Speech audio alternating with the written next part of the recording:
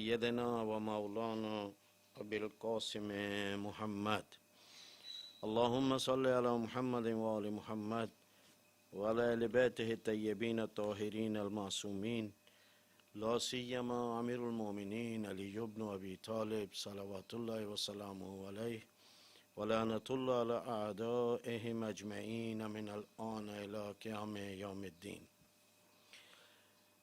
اما بعد بسم اللہ الرحمن الرحیم.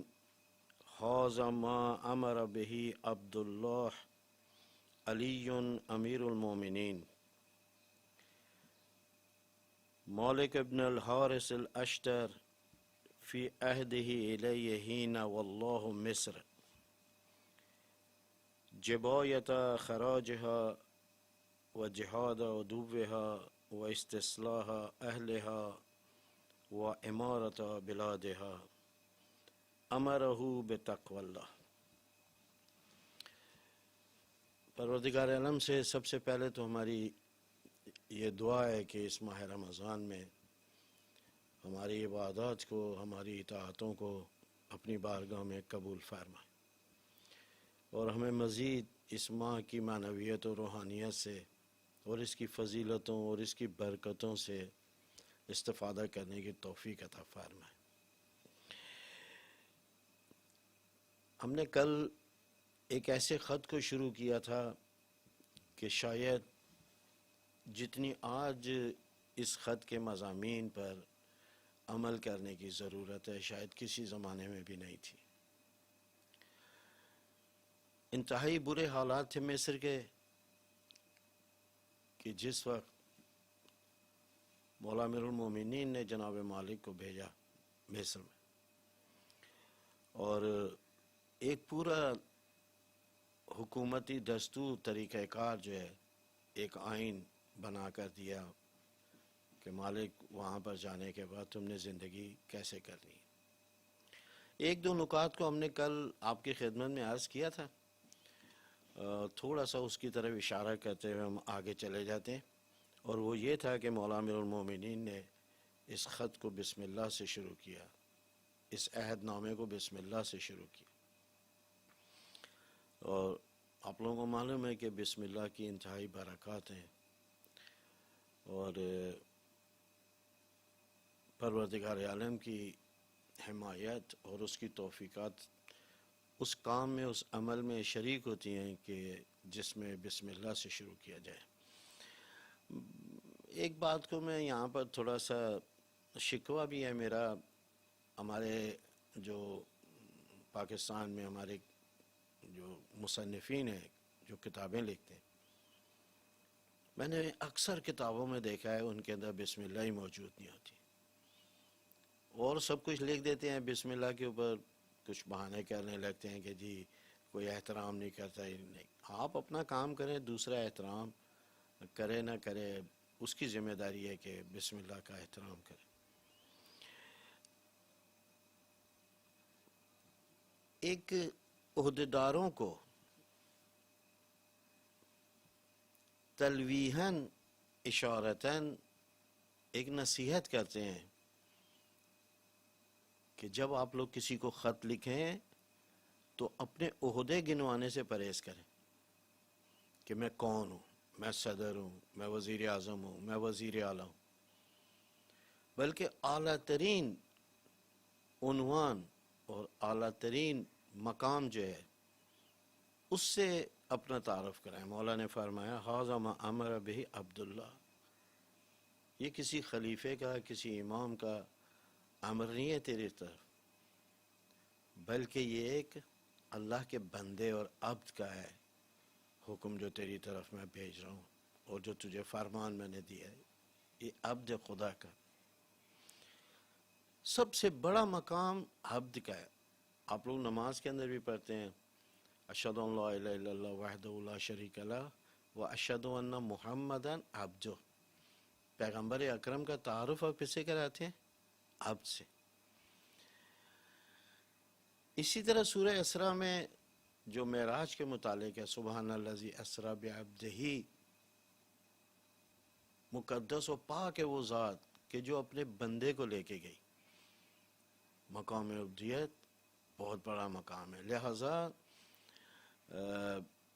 کسی بھی پوسٹ اور کسی بھی مقام کی شخصیت کو اگر معاشرے میں کوئی کام کرنا ہے، سماج میں کوئی کام کرنا ہے، تو ایک اللہ کا بندہ سمجھ کر ان کاموں کو انجام دے.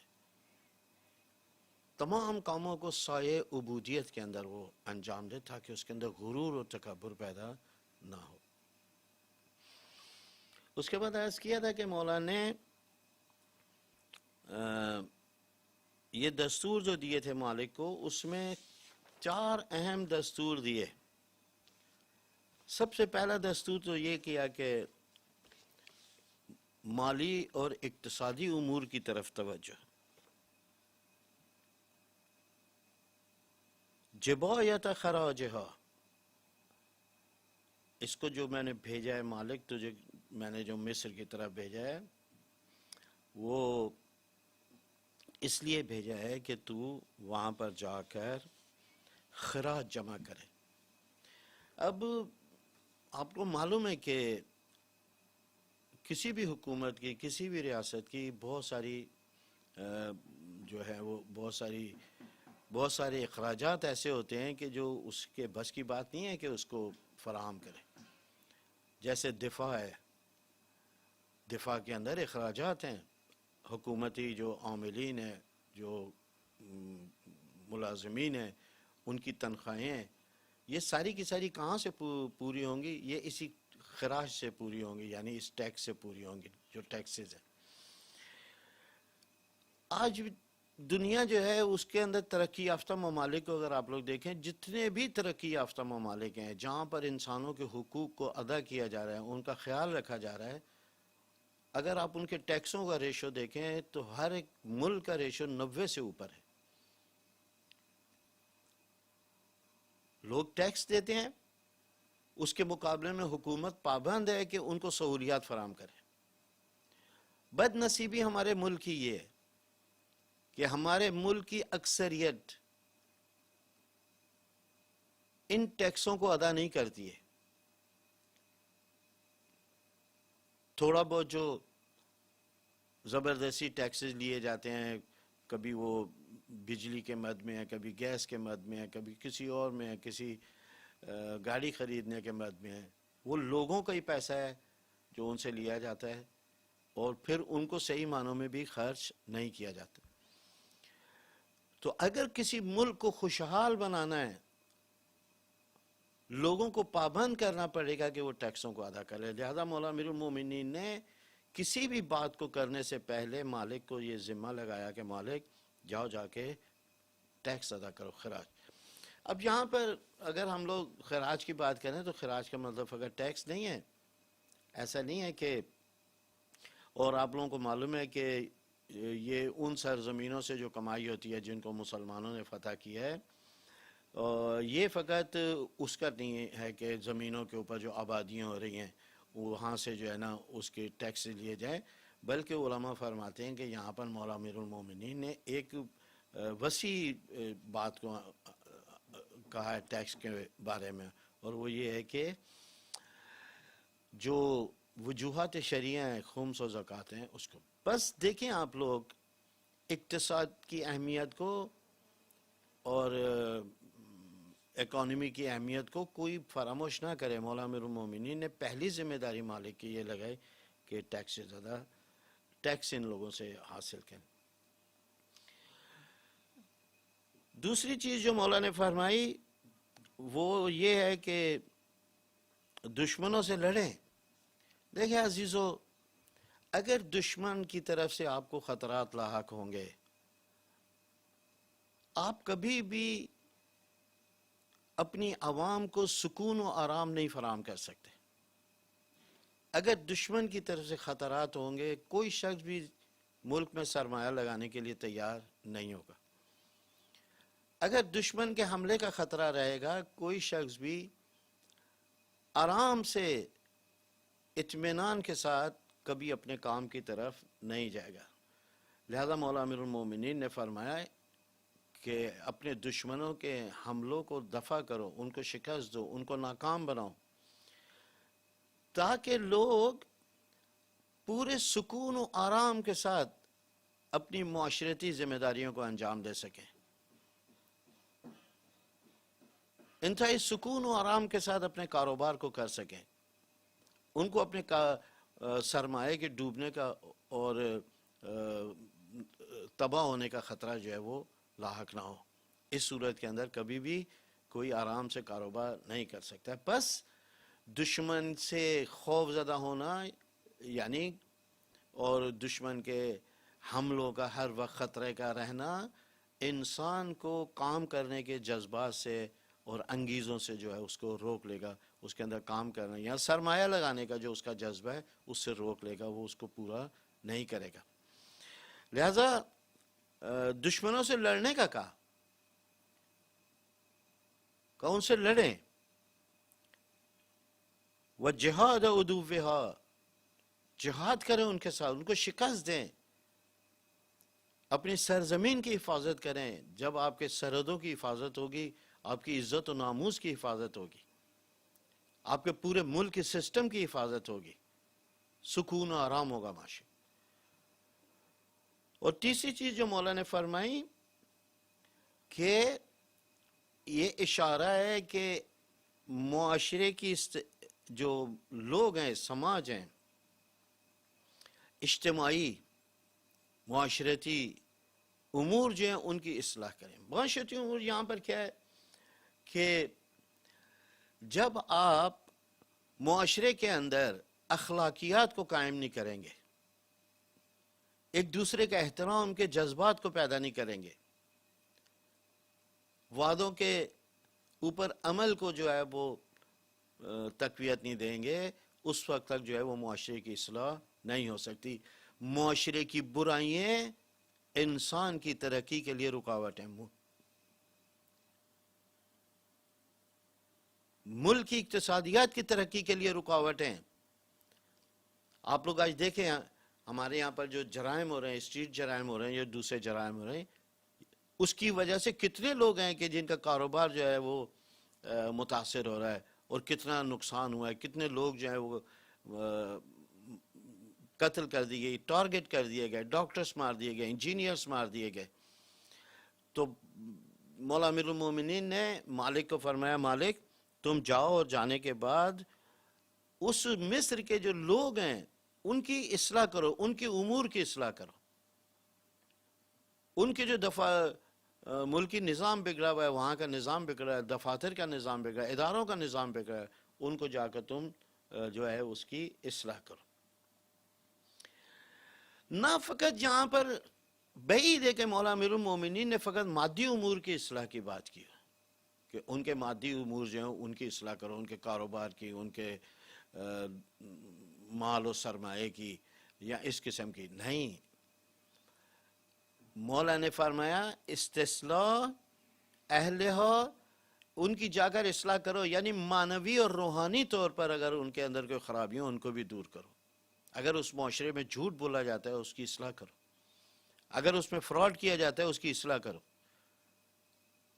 فقط مادی امور ہی نہیں کہ اقتصادیات کو لائن پہ چلا ہے۔ آج یورپ کا مشکل یہی ہے کہ یورپ کے اندر اقتصادی طور پہ تو وہ بہت ترقی کر گئے ہیں، امریکہ اقتصادی طور پہ تو بہت ترقی کر گیا، آسٹریلیا اقتصادی طور پہ بہت ترقی کر گیا، لیکن ان کے اندر کہاں معنویت اور روحانیت نام کی چیز ہی نہیں ہے۔ آپ لوگ آئے دن امریکہ جو اس پوری دنیا کے اندر اپنے آپ کو ایک طاقتور اور سپر پاور کے عنوان سے جو ہے وہ ہر ایک کے اوپر جو ہے حکومت کرنے کی کوشش کرتا ہے اور ان کو کنٹرول کرنے کی کوشش کرتا ہے۔ آج امریکہ کے اندر ہر ہفتے آپ لوگ سنتے ہیں ایک انسان نے چاقو کے ذریعے اتنے لوگوں کو مار دیا، اس کو فائرنگ کر کے اتنے لوگوں کو مار دیا۔ تو جب تک کسی معاشرے کے اندر اقتصادی اور معنوی دونوں پہلوؤں سے انسان محفوظ نہ ہو اور اپنی اصلاح نہ کرے، وہ ملک آگے نہیں بڑھ سکتا۔ فقط معنویت بھی کافی نہیں ہے، سارے کے سارے جا کے مسجد میں بیٹھ جائیں لیکن کام کوئی نہ کرے، ایسا نہیں ہے۔ مولا امیر المومنین علیہ السلام جتنی عبادات کرتے تھے اس کے ساتھ اتنی ہی اپنے روزگار کے لیے محنت بھی کرتے تھے، مزدوری بھی کرتے تھے۔ تو فقط یہ جو فرمایا کہ استصلاح اہلہا، فقط امور اجتماعی اور سماجی امور کی اصلاح نہیں ہے، بلکہ اس کے اندر ان کے اخلاقیات کو سنوارنا بھی ہے، ان کو مہذب کرنا بھی ہے.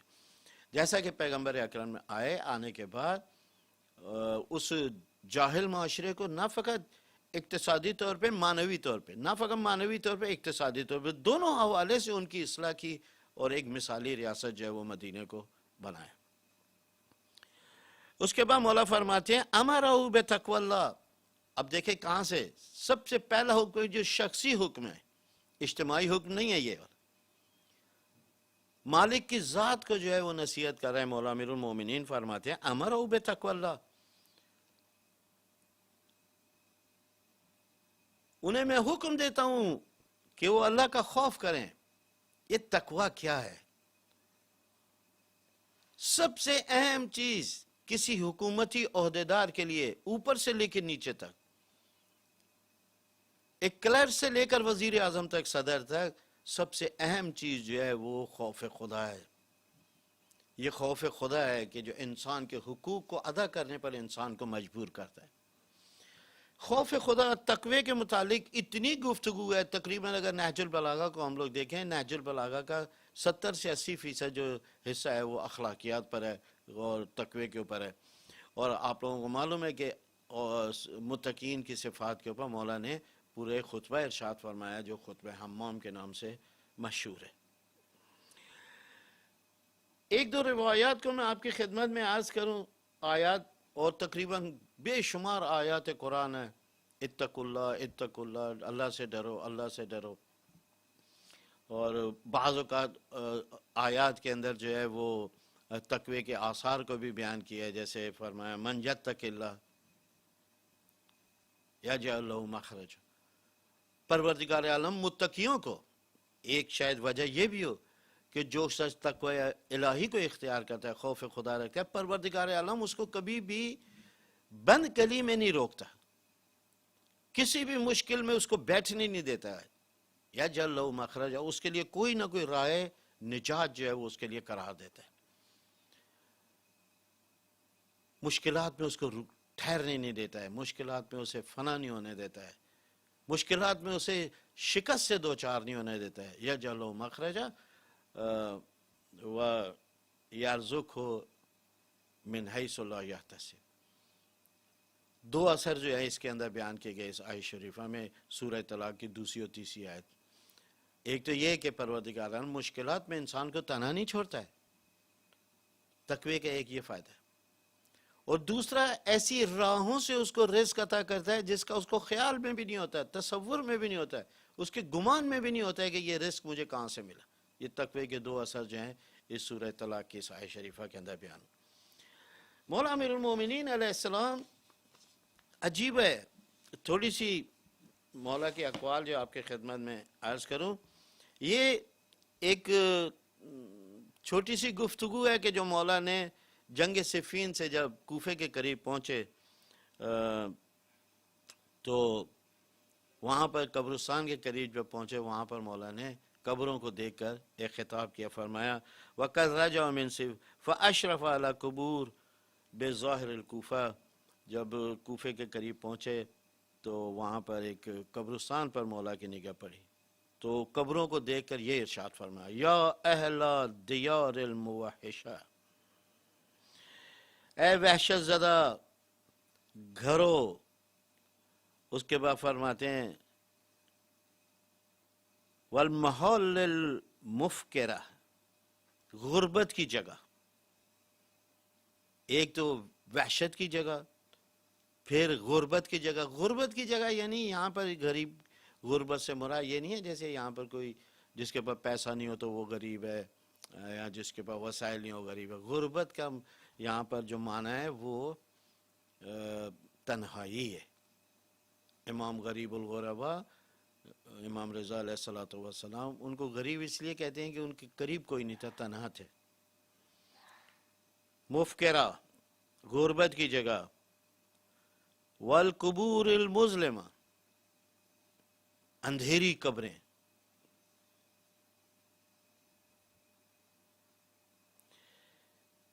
انتم لنا فرۃ سابقون تم لوگ ہم سے پہلے آ گئے، ہم بھی ان قریب تم سے آ ملیں گے، وَنَحْنُ لَكُمْ تَبَعٌ لَاحِقٌ، ان قریب ہم بھی تم سے آ کر مل جائیں گے۔ ثم التفت الى اصحابه فقال، کہا کہ مولا نے فرمایا کہ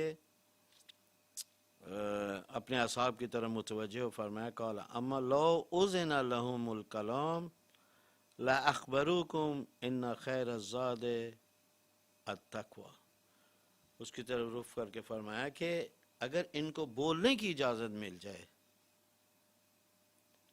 تو تمہیں یہ اندر سے ایک خبر دیں گے، اور وہ یہ ہے ان خیر الزاد التقوی، اگر اس اندھیری قبر میں، اس غربت کی جگہ میں اگر کوئی چیز کام آنے والی ہے تو وہ تقوی ہے، ورا ہے، تقوی۔ اب تقوی کی اہمیت کو مولا جو ہے وہ اس حصے میں فرماتے ہیں اتقوا اللہ فی عبادہ و بلادہ فَإِنَّكُمْ مَسْئُولُونَ حَتَّى عَنِ الْبِقَاءِ وَالْبَهَائِمِ۔ مولا فرماتے ہیں کہ خوف خدا پیدا کرو اللہ کے بندوں کے متعلق، اپنے گھر والوں کے متعلق، دوستوں کے متعلق، شہر والوں کے متعلق، آیا واقعا ان کا حق ادا کیا ہے یا نہیں کیا؟ فَإِنَّكُمْ مَسْئُولُونَ اتقوا اللہ فی عبادہ و بلادہ۔ آج تک کسی کو یہ نہیں معلوم ہوا کہ شہروں کے بھی حقوق ہیں۔ کافی میں یہ ماحولیات کے سیمینارز کے اندر گیا، میں نے وہاں پر کہا کہ تم لوگ جو ہے وہ شہروں کے متعلق فقط ایک نظر رکھتے ہو کہ جی شہروں کی اہمیت ہے، اس کو صاف ہونا چاہیے، لیکن ہماری اسلامی تعلیمات کے اندر خصوصاً مولا امیر المومنین علیہ السلام کے کلام کے اندر اس کی بڑی اہمیت بیان کی گئی ہے شہروں کی۔ میں ایک دو روایات آپ کی خدمت میں پڑھوں مولا امیر المومنین کی، بڑی سننے والی روایات۔ مولا فرماتے ہیں امرت البلدان بحب الاوطان، مولا فرماتے ہیں شہروں کے متعلق تقوی پیدا کرو، اور شہروں کو کوئی چیز آباد نہیں کر سکتی ہے، شہروں کو فقط شہر سے محبت ہی آباد کر سکتی ہے۔ وہی لوگ شہروں کو صاف رکھیں گے، وہی لوگ شہروں کے حقوق کو ادا کریں گے، وہی لوگ شہروں کی حفاظت کریں گے، وہی لوگ شہروں کو ترقی دیں گے جو اپنے وطن سے محبت کرتے ہوں گے۔ آج اگر ہمارے شہر اجڑے ہوئے ہیں، یہ اس بات کی دلیل ہے کہ ہمیں اپنے وطن سے محبت نہیں لی۔ آج کس طریقے سے یہ کرسی کے اوپر لڑ رہے ہیں، کبھی ان لوگوں نے یہ بھی سوچا ہے کہ کتنے لاکھ انسان جو ہے وہ رات کو بھوکے سوئیں گے؟ آج کراچی شہر کے اندر جس طرف جاؤ روڈ کے اوپر کھڈے ہیں، روڈیں ٹوٹی ہوئی ہیں، کچرا اڑ رہا ہے، یہ اس بات کی دلیل ہے کہ ان کے حاکموں کو اپنے وطن سے محبت نہیں ہے۔ آپ لوگ اپنے گھروں کو دیکھیں، جس شخص کو گھر سے اپنی محبت ہوتی ہے وہ ماسیوں کو بھی رکھتا ہے، صفائی بھی کراتا ہے، نوکروں کو بھی رکھتا ہے، اگر خود نہ کر سکے نوکروں کے ذریعے، ماسیوں کے ذریعے، ایک ایک چیز کو ہفتے میں نہیں بلکہ ہر روز ایک ایک چیز کو صفائی کراتے۔ کیوں؟ اپنے گھر سے محبت ہے۔ انسان کو جب تک اپنے وطن سے محبت نہیں ہوگی کبھی بھی اپنے شہروں کی حفاظت نہیں کر سکے گا۔ یہ ہمارا موضوع نہیں ہے، اس کے اوپر ابھی ہم لوگ اتنی گفتگو نہیں کرنا چاہتے۔ ایک اور روایت مولا امیر المومنین علیہ السلام سے کہا کہ انسان کی بزرگی اور انسان کا شرف تین چیزوں میں ہے۔ اسی کے اوپر میں آج کی اس گفتگو کو ختم کر دوں گا، اس روایت کو۔ مولا فرماتے ہیں من کرم المرء بکاہ علی ما مضی من زمانے، انسان کی بزرگی کی ایک دلیل یہ ہے کہ اپنے گزرے ہوئے زمانے کے اوپر گریہ کرتا ہے۔ کاش میں اس سے استفادہ کر لیتا، کاش میں اس کے اندر خدا کی عبادت کر لیتا، کاش میں اس گزشتہ زمانے کے اندر جو ہے میں لوگوں کے لیے کوئی خیر کا کام کر لیتا، کوئی صلاح کا کام کر لیتا۔ بکاؤ علی ما مضی من زمان وحنینہ الی اوطان، دوسری چیز انسان کی بزرگی اور شرف اس میں ہوتا ہے کہ وہ اپنے وطن سے محبت کرتا ہے، اپنے وطن سے پیار کرتا ہے۔ مولا امیر المومنین انسان کی بزرگی کی علامت بتا رہے ہیں، نشانی بتا رہے ہیں اپنے وطن سے محبت کرنا. وَحِفْظُهُ قَدِيمَ إِخْوَانِهِ، اور تیسری چیز مولا فرماتے ہیں اپنے دیرینہ اور اپنے قدیمی دوستوں سے روابط کو برقرار رکھنا، ان کے ساتھ ملتے جلتے رہنا، اپنے پرانے عزیز دوستوں کو نہ بھلانا ہے. یہ انسان کی بزرگی اور اس کی شرف کی دلیل ہے. کافی ہے میرا خیال، اگر ہم وطن کی گفتگو کے اوپر جائیں تو بڑی طویل ہے، لیکن مولا امیر المومنین نے فرمایا کہ شہروں کی آبادی کا انتظام کرو اور خوف خدا. بس انشاءاللہ پروردگار عالم سے ہماری دعا ہے کہ اس ماہ رمضان میں ہمیں صحیح معنوں میں تعلیمات اسلام و اہل بیت سے استفادہ کرنے کی توفیق عطا فرمائے. یہیں پہ ختم کرتے ہیں کہ مولا نے دشمنوں سے لڑائی، رعایا کی فلاح و بہبود اور شہروں کی آبادی کے انتظام کے لیے ارشاد فرمایا، اور اس کے بعد فرمایا امروا بتقوی اللہ. وصلی